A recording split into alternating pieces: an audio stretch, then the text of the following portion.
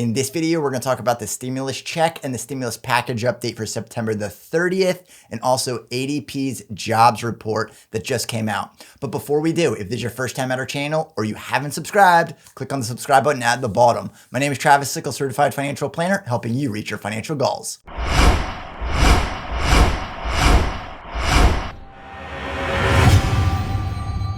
So the proposal for the HEROES Act 2 is out. That's the $2.2 trillion HEROES Act revisions from the original HEROES Act that had $3.4 to $3.5 trillion on the table.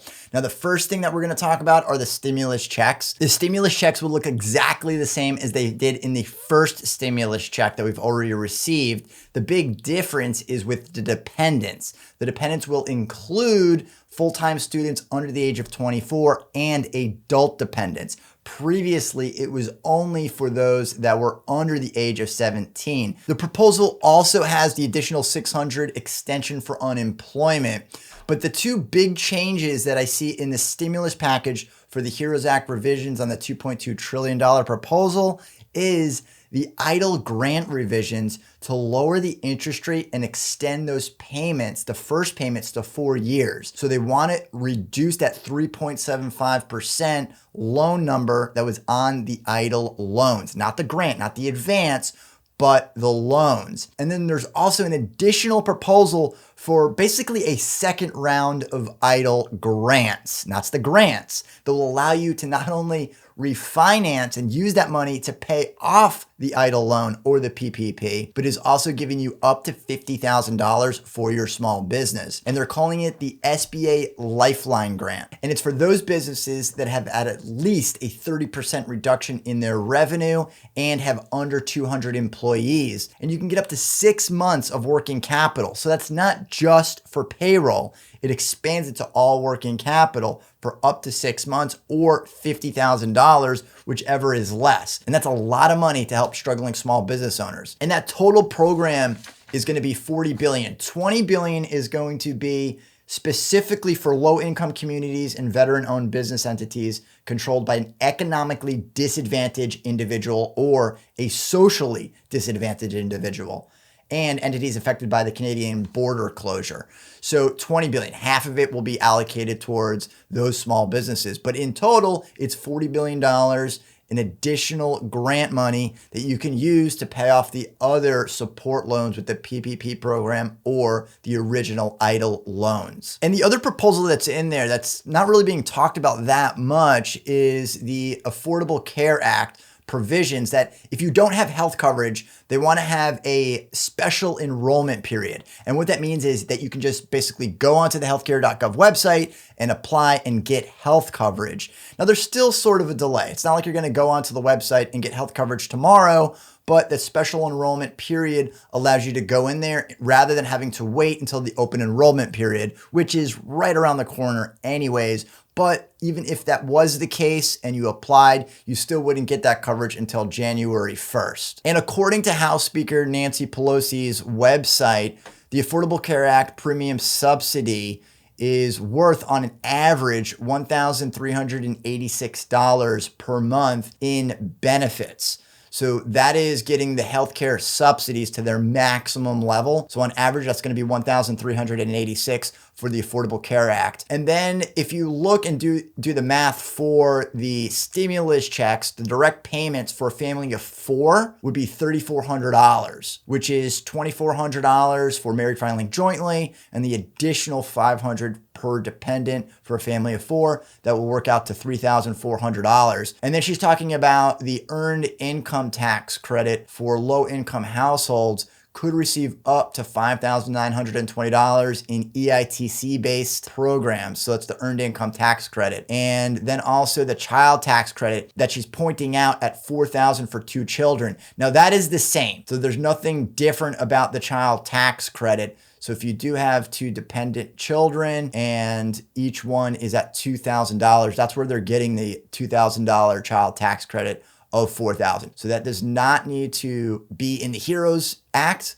because it's going to be exactly the same. And then of course she's outlining the unemployment here at $600 per week in additional enhanced unemployment insurance benefits that ran out on July 31st. And then heading over to the ADP report. And what's significant about the ADP report versus other Department of Labor reports is this focuses on the private sector because that is what ADP would work with primarily. So if we look at ADP, they're saying that private sector employment increased by 749,000. And here's the breakdown. I highlighted some sections just to point it out. For small businesses, those with 1 to 19 employees had 121,000 new jobs, and that's a net number. So it's a net 121,000 new jobs. And then for those businesses with under 50 employees, an additional 71,000, bringing that number to 192,000. And a big chunk of this was the service sector. So you can see all the breakdown. And I did highlight education at a net loss of 11,000, but that is for private education. That is not for public schools. So I just wanted to point that out. That is the only negative number in this report. So there was job growth, which is not really surprising considering that so many people lost their jobs so quickly. And if we scroll down right here, we can see a month by month view. So you can see the spike in there, and these numbers are in thousands. So that's 19.4 million.